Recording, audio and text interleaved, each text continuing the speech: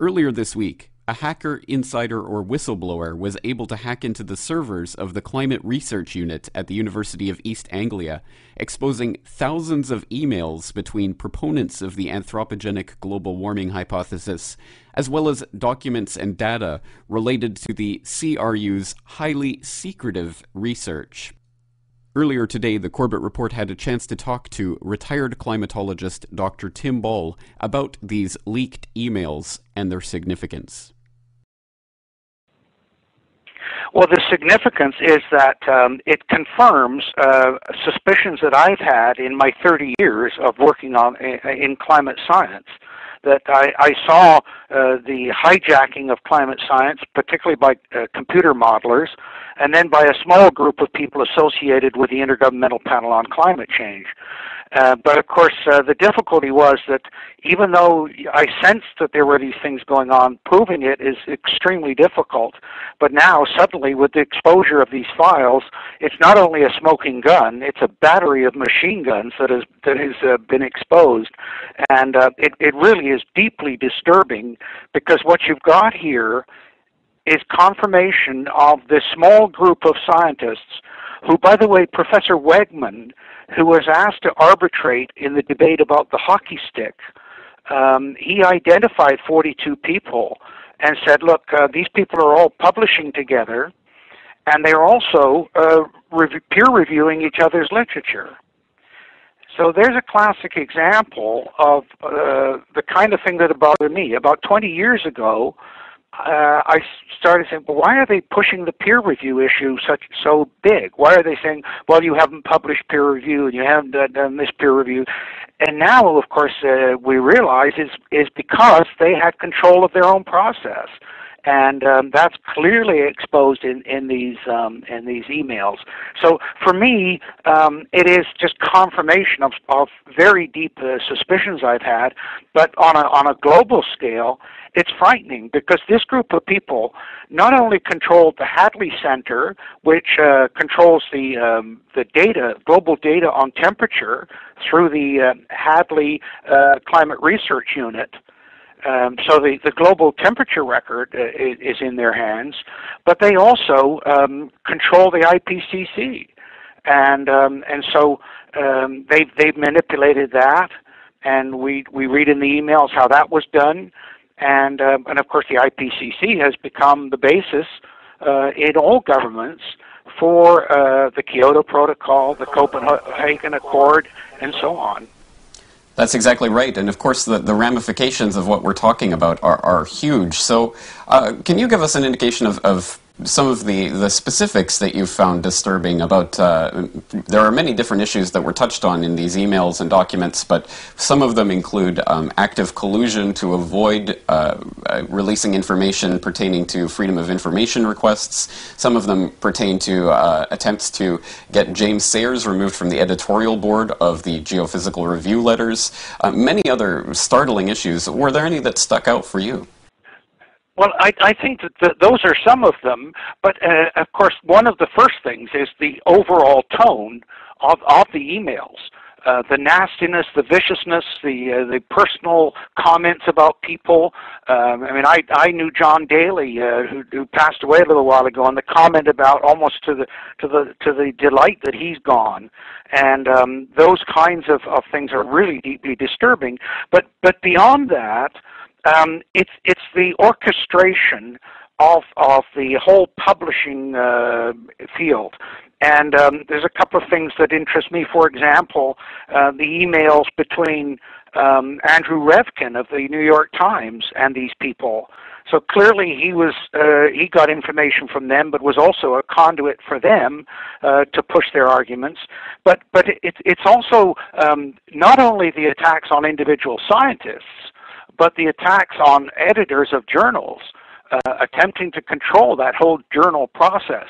And the emails that talk about making sure that they get the right name. So, for example, if a journal requires, the editor requires 5 independent names to act as possible review editors, they provide those names, and of course it's always from their own people. And so those sorts of things absolutely stand out. And the overall, it's the orchestration.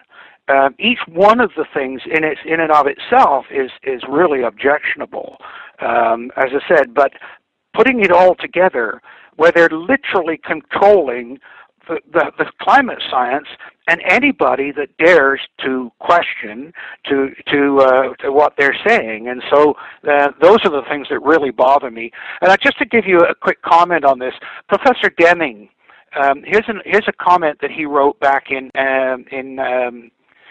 to his experience. He said, with the publication of my article in Science in 1995, I gained significant credibility in the community of scientists working on climate change. They thought I was one of them, someone who would pervert science in the service of social and political causes. So one of them let his guard down. A major person working in the area of climate change and global warming sent me an astonishing email that said, we must get rid of the medieval warm period.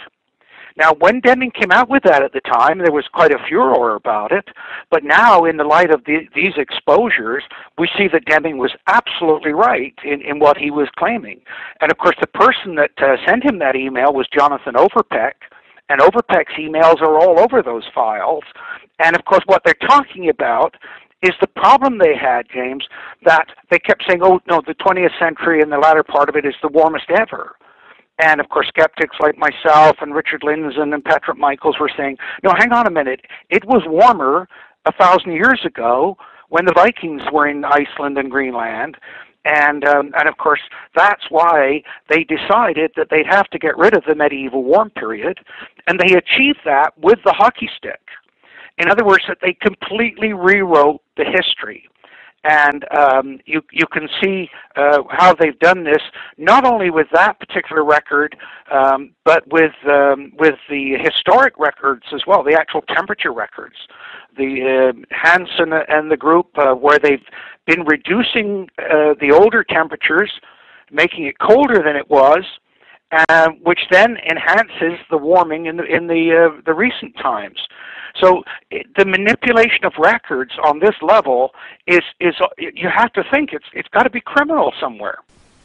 There certainly are indications of activity that appear to be collusion to break laws and things like that. We'll have to see what the legal fallout from this is. But as you mentioned, the media fallout is particularly interesting, noting that people like Revkin were actually corresponding with these people and are now running cover for them in the New York Times. And of course, The Guardian and other places that one would expect are running the usual types of stories about how this isn't a big deal and no one should be concerned about it. Of course, the media sources that we would expect are running cover for these guys in this story. So do you have any suggestions for people out there to go for unbiased views about this? What are some good sources of information? Well, I think that the Climate Audit, McIntyre's site, because he's the one that was pushing Jones for the information freedom through the Freedom of Information. And by the way, of course, what's disturbing about that is not only Jones and the Climate Research Unit involvement, but also the involvement of the UK Met Office. I mean, there's a thing on McIntyre's site today saying that as recently as November the 12th. They're denying, and of course the UK Met Office finally came out and said, "Well, we lost the data." So government involvement is deeply disturbing. But McIntyre's site at Climate Audit is a good place to go. A very good one to go is also Anthony Watt's site called "What's Up With That." And of course, Anthony's the one that's been showing all of the problems with the weather stations around the world and the adjustment of the historic record. That's another very good site to go to. Of course, I've got an article on Canada Free Press. There's a few articles there that I've written over the last 4 or 5 years about my suspicions about what was going on. And the sad thing is, James, for me, I've struggled with this and been attacked. But you know what? Finding out that what I was saying was true there's no pleasure in that whatsoever. No pleasure in "I told you so," because this is a deeply troubling time, not only for climate science, but science in general. All right, Dr. Ball, we're going to have to leave things there, but thank you very much for joining us today. Thank you for the opportunity.